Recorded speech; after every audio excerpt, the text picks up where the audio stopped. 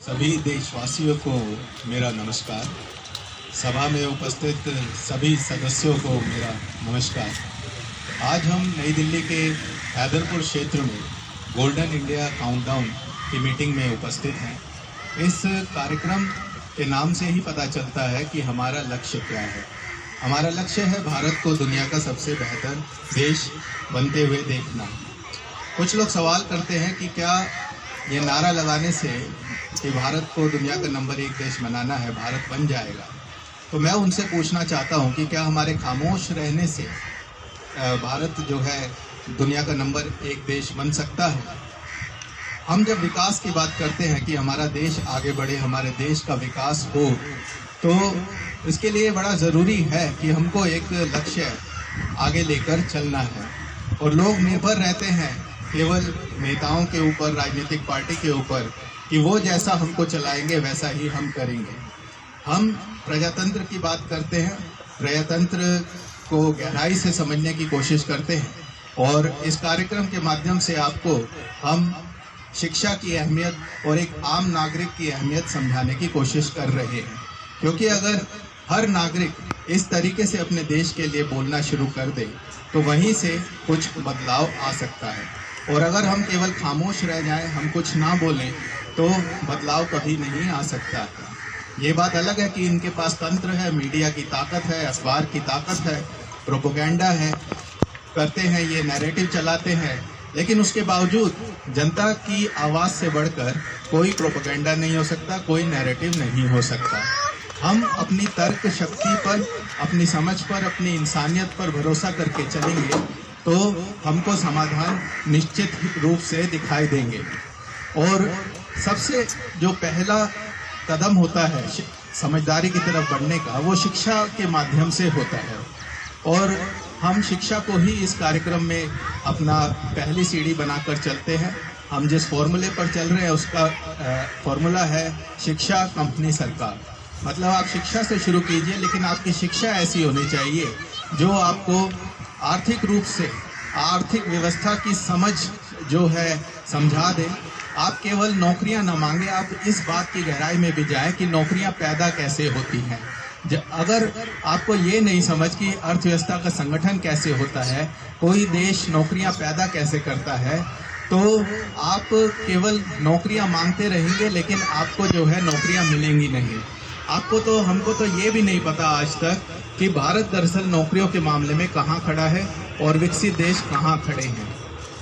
शिक्षा ऐसी होनी चाहिए जो हमको सरकार चलाना सिखा दे, देश कैसे चलता है ये भी बता दे। एनसीईआरटी की किताब के पहले पेज पर भारतीय संविधान की प्रस्तावना छपी होती है, लेकिन वो हमारे सिलेबस का हिस्सा नहीं होती है। हमारे बच्चों को खड़ा कर यह नहीं पूछा जाता है कि बेटे ये बताइए इस प्रस्तावना में जो न्याय शब्द लिखा है इसका मतलब क्या है और इससे देश कैसे चलता है। ये बताइए इसमें जो पंथ निरपेक्षता लिखा है इसका मतलब क्या है और उससे देश कैसे चलता है। यह नहीं बताते कि इसमें जो संप्रभुता शब्द लिखा है इसका मतलब क्या है, उससे देश कैसे चलता है। यह नहीं बताते कि इसमें जो समानता लिखा है, अमीर और गरीब में जो भेदभाव खत्म होना चाहिए, इसका जो जिक्र आया है ये कैसे होगा और इससे देश कैसे चलता है।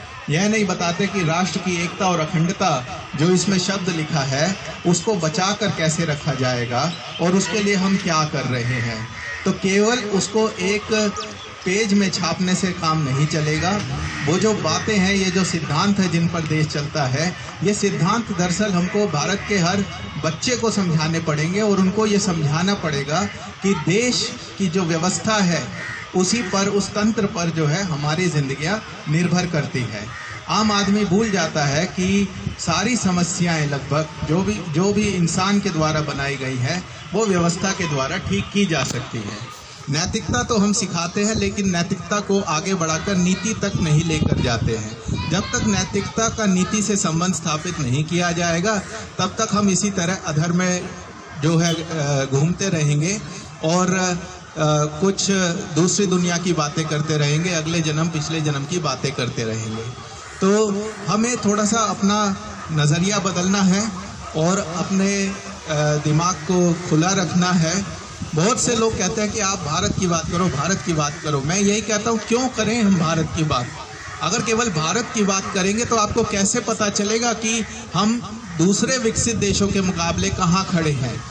अब दो बातें हो सकती हैं, या तो हम आपकी मान लेते हैं कि भारत ही है दुनिया का सबसे बेहतर देश, वो बन चुका है, और दूसरे देश हैं जो है हमसे पीछे हैं। लेकिन अगर ऐसी बात है तो हमको तो नहीं दिखाई देता कि अमेरिका का आदमी यहाँ पर आकर हमारे यहाँ पर टैक्सी चला रहा हो, या वो हमारे वीज़ा के लिए मर रहा हो। कनाडा का आदमी यहाँ पर आकर जो है हमारे यहाँ नौकरी करना चाह रहा हो, टैक्सी चला रहा हो, हमारे एयरपोर्ट पे हमारा सामान उठा रहा हो, या ब्रिटेन का आदमी यहाँ पर हमारे यहाँ पर आकर हमारे संस्थान में आके नौकरी कर रहा हो। हमें तो कुछ उल्टा ही दिखाई दे रहा है। तो आप अपनी आँखों से जो देख रहे हैं, क्या उस पर भी विश्वास नहीं करेंगे? ये जो आंकड़े हैं, इस पर सवाल खड़े करने से पहले वहाँ तक तो जाने की बात है। ये तो आंकड़े आपको कुछ एक विकास का जो फॉर्मूला है उसको दर्शाने के लिए सामने लाए हैं, वरना तो साफ दिखाई देता है कि हमारे बच्चे यहाँ से उच्च शिक्षा के लिए बाहर जाना चाहते हैं। हर आदमी सोचता है कि जो पढ़ा रहा है अपने बच्चे को कि यहाँ तो मुझे नौकरी मिलना मुश्किल है, बाहर जाकर मेरा बच्चा जो है सेट हो जाएगा, उसकी ज़िंदगी अच्छी हो जाएगी। तो ऐसा क्यों हो रहा है? तो एक बात है कि अपने देश से प्यार बिल्कुल सही है, हमें भी प्यार है, लेकिन हम चाहते हैं कि हमारा देश की जो कमियां हैं वो दूर हो जाए, वो बेहतर बन जाए। इस प्यार को आप अपनी जो है ऐसा मत बनाइए कि आपके देश का जो है विकास रुक जाए। ये वाली संतुष्टि सही संतुष्टि नहीं है। तो विकास और संतुष्टि ये दोनों शब्द साथ साथ नहीं चल सकते। अगर आपको विकास करना है तो जो गलत संतुष्टियां हमने पाल रखी हैं उससे हमें बाहर आना होगा। इसी दिशा में कुछ आंकड़े हैं, मैं इन आंकड़ों के माध्यम से बड़े शॉर्ट में आज सभा में कुछ नए लोग हैं उनको फिर से समझाना चाहता हूं कि ये आंकड़े हमारे पास आए हैं, ये वर्ल्ड बैंक की वेबसाइट से निकाले गए आंकड़े हैं। वर्ल्ड बैंक संयुक्त राष्ट्र की सहयोगी संस्थान है, आर्थिक रूप से वर्ल्ड बैंक है, और सारे ही जो दुनिया के देश हैं वो अपना संयुक्त राष्ट्र के सदस्य बने हुए हैं, अपनी रिपोर्ट वहाँ भेजते हैं। भारत भी संयुक्त राष्ट्र का सदस्य है और हमारी भी वहाँ रिपोर्ट जाती है। अलग अलग देशों से आंकड़े लेकर एक जगह उनको रखा जाता है और फिर ये आंकड़े जो है पूरी दुनिया के लिए इंटरनेट पर अवेलेबल हैं, आप जाकर उसको देख सकते हैं। अगर आप ये कहते हैं कि ये आंकड़े गलत हैं तो आपको मुझसे सवाल नहीं करना चाहिए, अपने भारत सरकार से आपको सवाल करना चाहिए कि आपके गलत आंकड़े वर्ल्ड बैंक की वेबसाइट पर क्यों हैं, और अगर ये सही है तो इसमें हमको जो है बहुत कुछ सीखने को मिलता है, उस पर हम नज़र डाल लेते हैं। जो पहले पेज पर मैं आंकड़ा रखता हूँ, आज हमारे साथ लक्ष्मण जी आए हैं पहली बार। लक्ष्मण जी, आपका स्वागत है। आप ये पहला जो आंकड़ा इसको देख लीजिए। ये आंकड़ा बेहद महत्वपूर्ण आंकड़ा है। मैं आज से लगभग 20 साल पहले जब मैं IAS की तैयारी करी थी, स्टार्ट किया था, मैंने एक व्यक्ति को पढ़ा, कार्ल मार्क्स। उन्होंने एक बहुत बड़ी विचारधारा दी जिसको समाजवाद कहते हैं, और ये समाजवाद का सिद्धांत दरअसल आपके संविधान में भी है। तो ये मत समझिए कि मैं संविधान से बाहर बात कर रहा हूँ, ये आपके भारत के संविधान का हिस्सा है समाजवाद। और कार्ल मार्क्स ने क्या कहा कि अगर सरकार चाहे तो सब लोगों को नौकरी दे सकते हैं, निजी क्षेत्र को ख़त्म किया जा सकता है। अगर आप वाकई में समानता चाहते हैं, अमीर और गरीब में भेदभाव को ख़त्म करना है, तो आप ये करिए कि पूरे देश का राष्ट्रीयकरण कर दीजिए। इसके बाद ये विचारधारा इतनी तेज़ी से फैली कि एक समय में पूरी लगभग आधी दुनिया में समाजवाद फैल गया। उसके बाद कुछ खास हुआ, ऐसा हुआ कि आज लोग समाजवाद का नाम भूल गए हैं। वो क्या हुआ उसकी गहराई में हम नहीं जाना चाहते, और दरअसल वो चाहते भी नहीं कि आप जाए। तो लोगों ने ऐसा मान लिया है कि समाजवाद फेल हो गया है। मैं जो आपके सामने आंकड़े ला रहा हूँ वो साफ बताता है कि समाजवाद तो फेल हुआ ही नहीं कभी। इन्होंने कुछ ऐसा किया कि उसी समाजवाद को अपना लिया और उसको दूसरा रूप दे दिया। उसमें कुछ कमी थी, क्योंकि कार्ल मार्क्स के समय में प्रजातंत्र नहीं आया था। कार्ल मार्क्स कैसे प्रजातंत्र की बात कर सकते थे आज से 150 साल पहले, जब अमीर इतने अमीर थे, ताकतवर थे कि वो हर चीज़ को, हर तंत्र को अपने हिसाब से घुमा देते थे। तो तब प्रजातंत्र नहीं था, इसलिए कार्ल मार्क्स ने प्रजातंत्र की बात नहीं करी थी। उसके बाद जब प्रजातंत्र आया तो इन्होंने क्या किया, प्रजातंत्र को विकसित किया। जितने भी विकसित देश हैं वहाँ की प्रजातांत्रिक व्यवस्था बहुत अच्छी है, उस पर भी हम गहराई से बात करेंगे। लेकिन पहले क्योंकि अभी समाजवाद की बात हुई है, तो ये समाजवाद की जो बात है, समाजवाद कहता है कि सबको नौकरी दी जा सकती है। तो ये हमारे सामने एक बेहद महत्वपूर्ण आंकड़ा है। ये साफ बता रहा है जितने भी विकसित देश हैं वो नौकरियां ज़्यादा दे रहे हैं। बस इन्होंने ये काम किया कि केवल सरकारी नौकरी ना देकर उसमें प्राइवेट नौकरी भी आ रही है। अब आप सवाल खड़ा करेंगे कि प्राइवेट नौकरी है तो क्या फ़ायदा, वो आप अपने भारत के नज़रिए से देख रहे हैं ना, क्योंकि आपको तो पहले ये भी नहीं पता था कि सरकार जो है अर्थव्यवस्था का संगठन करके 94% लोगों तक को नौकरी दे सकती है। और आपको ये भी नहीं पता कि भारत में जो है राइट टू वर्क नहीं है, रोजगार का अधिकार नहीं है, लेकिन दूसरे देशों में है। वहाँ पर सरकार अपने ऊपर जिम्मेदारी लेती है कि आपको नौकरी देने की जिम्मेदारी हमारी है। वहाँ की जनता जागरूक है। वहाँ जैसी अगर उनकी नौकरी छूटती है तो वो सरकार के खिलाफ खड़े हो जाते हैं, अपने नारे लगाने लगते हैं, उनसे डिमांड करने लगती है कि हमको नौकरी दे। बाकायदा वहाँ एसोसिएशंस बनी होती हैं, लोग किसी ना किसी कोऑपरेटिव सोसाइटी, किसी ना किसी कंपनी के हिस्से हैं। यही है अर्थव्यवस्था का संगठन और ये विकास का एक मॉडल है जिसको हमारे सामने नहीं लाया जाता। अगर आपको लगता है मेरी बात गलत है, बिल्कुल सही, मैं हर बात में गलत हो सकता हूँ। बस मेरा यही कहना है कि आप आइए, ये मंच आपका है, आप भारत को आगे ले जाने के लिए यहाँ पर बात रख दीजिए। ये मंच सबके लिए खुला है। मैं बस चर्चा की शुरुआत कर रहा हूँ, जो मैंने अपने समझ से समझा वो आपके सामने बातें रख रहा हूँ। और पूरी बात कहने का मौका ही नहीं मिलता। छोटी छोटी सभाएं होती है, छोटी छोटी क्लिप्स आपके सामने आती हैं। कभी अगर मौका मिलेगा, लंबी सभा चलेगी, तो वहाँ पर जो है आपके सारे सवालों के जवाब भी आपको मिल सकते हैं। तो इसी के मैं ये आंकड़ा आपके सामने रख रहा हूँ। ये आंकड़े साफ बताता है कि विकसित देश जैसे ऑस्ट्रेलिया में 83% लोग जो है नौकरी करते हैं, 17% स्वरोजगार। बेल्जियम 86% नौकरी, 14% खुद का काम। कनाडा 85% नौकरी। फ्रांस 88% नौकरी। जर्मनी 91, हंगरी 90, जापान 90, नॉर्वे 94, रूस 92, स्वीडन 90, सऊदी अरब 95, यूके 85, अमेरिका 94%। और चीन कहाँ है? चीन बहुत पीछे है। चीन 55% नौकरी है और 44% स्वरोजगार। अब आप खुद सोचिए हमारे साथ कैसा गेम खेला जाता है। चीन को तो आप कम्युनिस्ट कंट्री कहते हैं, जो कम्युनिस्ट कंट्री है उसमें 55% नौकरी, और अमेरिका को आप कैपिटलिस्ट कंट्री कहते हैं, अमेरिका में 94% नौकरी।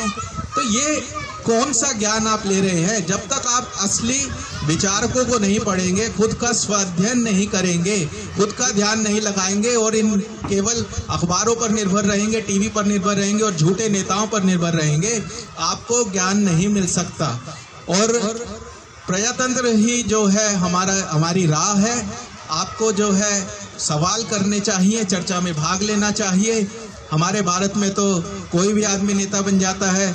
जो है आपका यहाँ आज क्या पॉलिसी है, आप कोई भी काम करो, आप बस पैसा कमाओ, उसके बाद पार्टी आएगी, आपको टिकट दे देगी, आप नेता बन जाओ। क्योंकि लोग तो आदमी को देखते ही नहीं हैं। ये बीजेपी का है, ये आम आदमी पार्टी का है, वो तो मोदी के नाम पे, केजरीवाल के नाम पे, राहुल गांधी के नाम पर वोट देते हैं। वो जो आदमी खड़ा है, जो आपके लिए, जिसने आपके लिए नीति बनानी है, कानून बनाने हैं, उस आदमी के टैलेंट को तो आप देख ही नहीं रहे हैं। तो ये तो पूरा सवाल खड़ा करता है कि हमारा भारत इस वक्त चल कैसे रहा है। दैनिक भास्कर में खबर आई थी कि इन्होंने इलेक्टोरल बॉन्ड इशू करे हैं और करोड़ों रुपया पार्टियों के जो है फंड में आ रहा है, जिसका उनको कोई हिसाब किताब नहीं देना।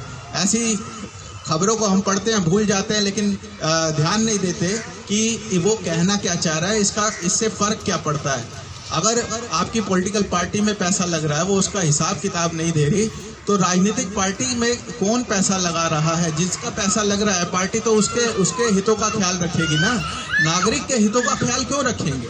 अगर राजनीतिक पार्टी से आज तक हमने ये फॉर्मूला नहीं, हम इस बात को नहीं समझा कि राजनीतिक पार्टियां भी जैसे दूसरे आदमी कमाई करते हैं, पहले अगर वो शिक्षा कंपनी सरकार जैसे हमने फॉर्मूला बनाया है, आपको कौन रोक रहा है कि पहले आप अपने जो है, मेरा मानना है, आपका मानना अलग हो सकता है, अगर आपके पास थ्योरी है तो सामने आइए, लेकिन ईमानदारी से काम करके पैसा कमाइए और उसके बाद राजनीतिक पार्टी बनाइए, या साथ में भी कर ले तो उसमें कोई बुराई नहीं है। लेकिन आप जो पैसा कमा रहे हैं उसी के दम पर जो है आगे बढ़े तो इसमें क्या हर्ज है। आप बात करते हैं सरकार में पारदर्शिता की, लेकिन किताबों में पढ़ा देते हैं लेकिन उसके ढंग से समाधान नहीं बताते। इतना कह देते हैं कि सरकार में पारदर्शिता होनी चाहिए, ट्रांसपेरेंसी इन गवर्नेंस का नारा दे देते हैं, गुड गवर्नेंस का नारा दे देते हैं। उस पर चर्चा कौन करेगा? गुड गवर्नेंस होती क्या है, ट्रांसपेरेंसी इन गवर्नेंस होती क्या है? तो अब ये जो बात है, ये एक बड़ी बात मैंने बताई थी कि चाइना को आप समझते हैं कि ये कम्युनिस्ट देश है। कम्युनिस्ट मतलब 100% जो है सरकार नौकरी देगी। चाइना में 55% लोगों को नौकरी है, अमेरिका में 94% लोगों को नौकरी है, पाकिस्तान में जो है 44% लोगों को नौकरी है। भारत के लोग समझेंगे कि पाकिस्तान से तो हम हर मामले में आगे हैं, इस मामले में भी आगे होना चाहिए। भारत में केवल 24% लोगों को नौकरी मिलती है, 76% लोग जो है अपना खुद का काम करते हैं। तो इससे एक बात साफ पता चलती है कि भारत में अर्थव्यवस्था का संगठन नहीं हुआ है। अब ये अर्थव्यवस्था का संगठन है क्या? और अगर भारत में लोगों के पास नौकरी नहीं है फिर भी लोग शांत है, तो इसके कारण क्या है, थोड़ा सा इस पर भी हम रोशनी डाल देते हैं। देखिए, एक देश को अर्थव्यवस्था के कई मॉडल हैं, आप बगैर नौकरी के भी चला सकते हैं, लेकिन उसके जो है फिर परिणाम जो है गलत होंगे। और अगर आप अर्थव्यवस्था का संगठन करके चलाएंगे तो वो थोड़ा बेहतर मॉडल है। इसके बारे में थोड़ा सा हम जान लेते हैं। जनता जो है, एक आम आदमी दरअसल उसको ज़्यादा इतना अपने आप को कमज़ोर महसूस करता है कि वो सरकार के खिलाफ आवाज़ नहीं उठा सकता। आप 1 नंबर की अर्थव्यवस्था का भी निर्माण कर सकते हैं और 2 नंबर की अर्थव्यवस्था का भी निर्माण कर सकते हैं। इसका नाम 1 नंबर 2 नंबर इसलिए दिया गया है कि 2 नंबर की अर्थव्यवस्था में 2 नंबर के काम होंगे। आप लोगों को जुआ खिलवाइए, शराब बिकवाइए, दलाली करवाइए, पता नहीं क्या क्या काम करवाइए, तो लोगों की बस नहीं तो और कुछ ना हो तो बस बैठा के जो है पैसा उनकी जेब में पहुंचा दीजिए कि तुम कुछ मत करो, ये ले लो, मुफ्त बिजली, मुफ्त राशन। कोई मेरी बात का बुरा ना माने, क्योंकि मैं जानता हूँ हर आदमी जो है ईमानदारी के जरिए आगे बढ़ना चाहता है। किसी को मुफ्त की सेवा नहीं चाहिए, वो अपनी मेहनत के दम पर आगे बढ़ना चाहता है। मैं इसके खिलाफ नहीं हूँ। मेरा सारे जो है, मैं गरीबों के हक की ही बात करता हूँ, बेरोजगारी के खिलाफ बात करता हूँ। तो हम यही जानना चाह रहे हैं कि बेरोजगारी खत्म कैसे होगी, गरीबी खत्म कैसे होगी। बड़ा आसान है कह देना कि ये आदमी ये काम करता है, ये आदमी ये। मैं किसी की बुराई नहीं कर रहा, मेरी नज़र में वो लोग बुरे नहीं हैं जो भी ये काम कर, वो तो मजबूरी है और वो भी कोई अपने बच्चे को इन कामों में नहीं लगाना चाहते। पिछली वीडियो में सामने वाले भाई साहब एक मुझे समझाने की कोशिश कर रहे थे कि आप नहीं जानते सड़क पे खड़े होकर लोग कितना कमाते हैं। अगर मैं बात आगे करता बातें तो, लेकिन मुझे बड़ा ध्यान रखना पड़ता है आदमी के सेंटिमेंट्स ना हर्ट हो जाए। केवल कमाई नहीं देखी जाती, कमाई तो बहुत से गलत कामों में, धंधों में भी है। कमाई की बात नहीं है, बात है आपकी ज़िंदगी अच्छी होनी चाहिए, उसमें सम्मान अच्छा होना चाहिए, तब अब व्यवस्थित रूप से आपका काम करने वाली बात है। इसी संदर्भ में मैं एक उदाहरण बार बार देता हूँ। अर्थव्यवस्था का संगठन आप बड़ी आसानी से कर सकते हैं। इसमें कोई, मैं सारे सवाल आपके जवाब दूंगा, आपके पास सवाल नहीं है, मैं पहले से ही सवाल आपको अब से ज़्यादा दे दूंगा। एक सवाल आपके दिमाग में आता है, भारत इतना बड़ा देश है, दुनिया का सबसे ज़्यादा आबादी वाला, इतने लोगों को सरकार नौकरी कैसे देगी? दूसरा सवाल आपके दिमाग में आता है कि सरकार तो, हम तो गरीब देश है, हमारे पास पैसा नहीं है, सैलरी कहाँ से देगी? तीसरा है कि हमारे लोग अनपढ़ हैं, ये इनमें काबिलियत नहीं है, इनको नौकरी कैसे देगी? मतलब आपने खुद ही सारे सवाल अपने ही जो है, जो आपके खिलाफ जाते हैं, सवाल भी आपने ऐसे खड़े किए हैं कि आपकी हार पहले ही आपने निश्चित कर ली है। आपने, चलिए अगर किसी तरह सवाल खड़े कर लिए तो इन सवालों के जवाब अपने नेताओं से मांगिए ना। आप क्यों कह रहे हैं कि ऐसा नहीं हो सकता? तो रास्ता क्या है? फिर कौन चला रहा है इसको? कुछ तो रास्ता होगा। या आपने ये भी मान लिया है कि आपके, जिनको भी आप कह रहे हैं कि ये इतने अच्छे नेता हैं, आपने ये भी मान लिया है कि ना आपके मोदी जी के पास इनका जवाब है, ना आपके केजरीवाल जी के पास इनका जवाब है। तो ऐसा तो करेंगे तो ये भी बात ठीक नहीं है। इतना तो आपकी निष्ठा इन लोगों में है ही, आपकी तो बड़ी पार्टियों में, बड़े लोगों में पूरी निष्ठा है। तो मेरा तो पूरा मानना है कि ऐसा तो हो नहीं सकता कि आपका ये विश्वास ना हो कि आपके जो मोदी जी हैं, केजरीवाल जी हैं, इनके पास इन सवालों के जवाब ना हो। जवाब तो इनके पास हैं, तभी तो ये वहाँ है। सच्ची बात है। लेकिन वो जो जवाब है, वो फॉर्मूला आपको क्यों नहीं बताते, वो रास्ता आप एक आम नागरिक को क्यों नहीं बताते कि देखिए ऐसे करेंगे तो हम ऐसे आगे बढ़ जाएंगे। क्या होती है इन बातों पे चर्चा? नहीं होती है। विकास का तो कोई प्रोसेस बताया ही नहीं जाता है, ना वोटर को पता। और हैरानगी की बात है, यहाँ तो जो इस देश में IAS अफसर बनने जा रहे हैं, एक बहुत बड़ी इंडस्ट्री है, 2-2 लाख रुपए फीस ले रहे हैं, पढ़ाने वाले हैं, बड़े बड़े महान ज्ञाता इस देश में बहुत लोग ज्ञानी हो गए हैं, बहुत लोग IAS की तैयारी करके निकल रहे हैं। पूछ लीजिए उनसे, पढ़ाने वालों से पूछ लीजिए, पढ़ने वालों से पूछ लीजिए कि विकास कैसे होगा, देश का विकास का फॉर्मूला क्या है, प्रोसेस क्या है। बाकायदा ये तो आपके IAS के सिलेबस में है। तो मैं तो वही बता रहा हूँ कि पैसे के खेल से कैसे काबिलियत को दबाया जा सकता है, बाहर किया जा सकता है, लेकिन काबिलियत तो कहीं छुप नहीं सकती। यहाँ आ गया हूँ जनता के बीच में, आपको बता रहा हूँ और आपसे अनुरोध करता हूँ कि आप आइए, बताइए, क्योंकि अगर इस चर्चा के जरिए आम जनता को पता चल जाता है कि विकास का रास्ता क्या है, तो फिर उससे हमारा जो है जल्दी विकास होगा। और केवल इस तरीके से गुमनामी में रहना कि हमें नहीं पता क्या है, भगवान भरोसे देश चल रहा है, ऐसा नहीं होता। भगवान भरोसे भगवान तो है, भगवान भरोसे ही चल रहा है, लेकिन आपने जो भगवान की परिभाषा बनाई है वो गलत है। भगवान मेरी नज़र में सिद्धांत ही भगवान है। सिद्धांत अटल है, भगवान भी अटल है। सिद्धांत नहीं बदल सकते, भगवान भी एक ही भगवान है, वही सिद्धांत है। तो सिद्धांत जो है, सिद्धांत ही भगवान है। अगर आप सिद्धांतों को समझ लेंगे तो वहीं से आपको शक्ति मिलेगी और वहीं से जो है दुनिया चलती है। जो भी आपने अपने परिभाषा बनाई है भगवान की, उन परिभाषाओं को सामने रखिए, पॉइंट नोट कीजिए और सामने सिद्धांतों को देख लीजिए, आपको साफ साफ दिखाई देगा कि सिद्धांत ही भगवान है। महात्मा गांधी कहते थे सत्य ही भगवान है, तो सत्य एक सिद्धांत है, सिद्धांत ही भगवान है। तो ये जो रोजगार का आंकड़ा है, ये इसी पर चर्चा जारी रखते हैं।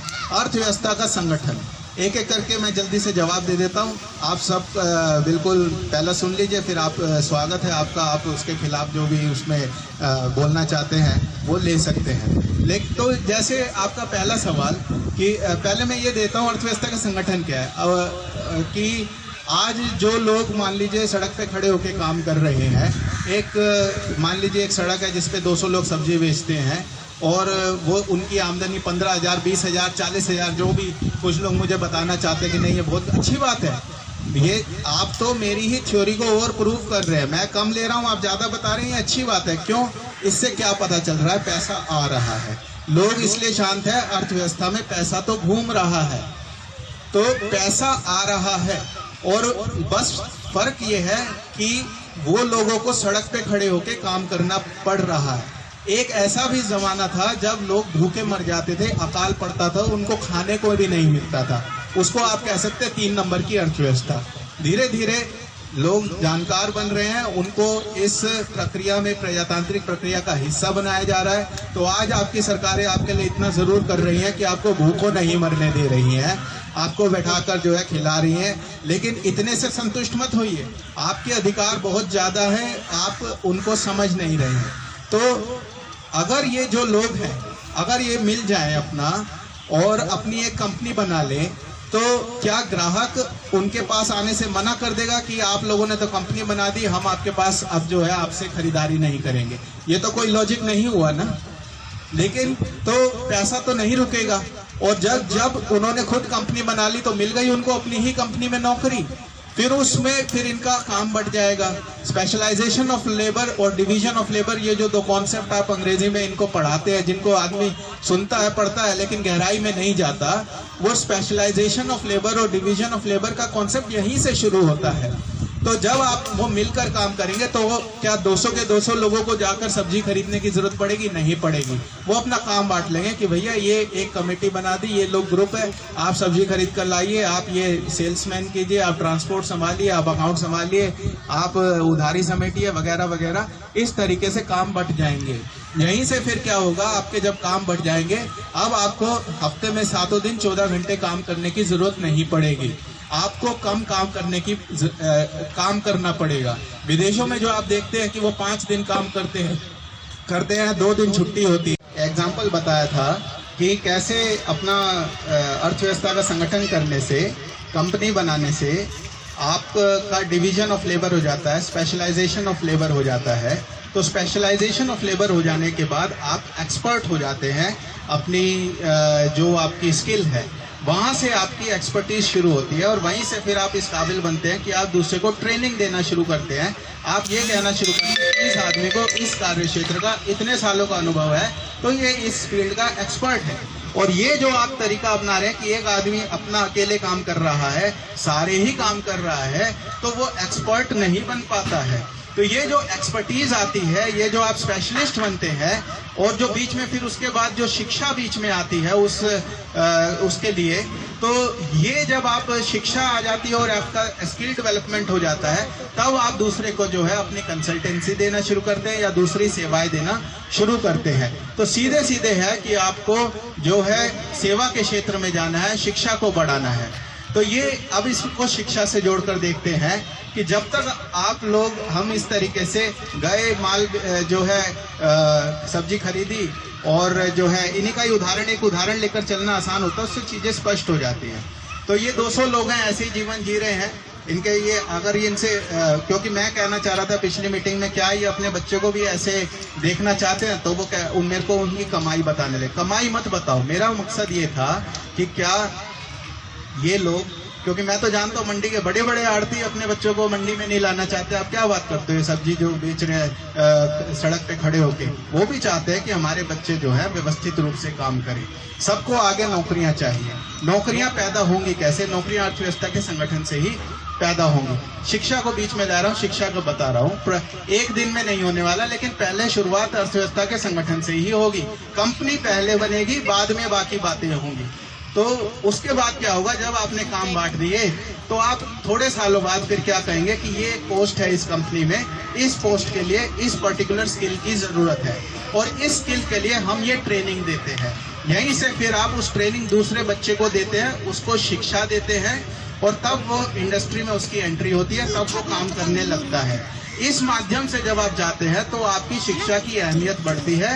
लोग शिक्षा को लेंगे और जब वो शिक्षा को लेंगे तो वहां से बाकी फायदे मैं अभी आपको बताता हूं। जैसे कि आप कहते हो कि हमारी आबादी कैसे रुकेगी, तो आबादी ऐसे ही रुकेगी कि जब लोगों को आप पहले कहेंगे शिक्षा लो फिर नौकरी लो, तो जब वो उनको शिक्षा लेने में जाना पड़ेगा तो ऑटोमेटिकली वहीं से आपका जो है, जब लड़कियां भी शिक्षा लेंगी, लड़के भी शिक्षा लेंगे, तो शादी की उम्र जो है धीरे धीरे बढ़ेगी। शादी की उम्र बढ़ेगी, जिम्मेदारियां, शादी की उम्र बढ़ती है, जिम्मेदार बनते हैं लोग। उसके बाद वो खुद ही अपना जो है परिवार का जो है कम कर लेते हैं। विकसित देशों ने कोई जनसंख्या नियंत्रण कानून नहीं लगाया और फिर भी उनकी जो आबादी जो है स्थिर हो गई।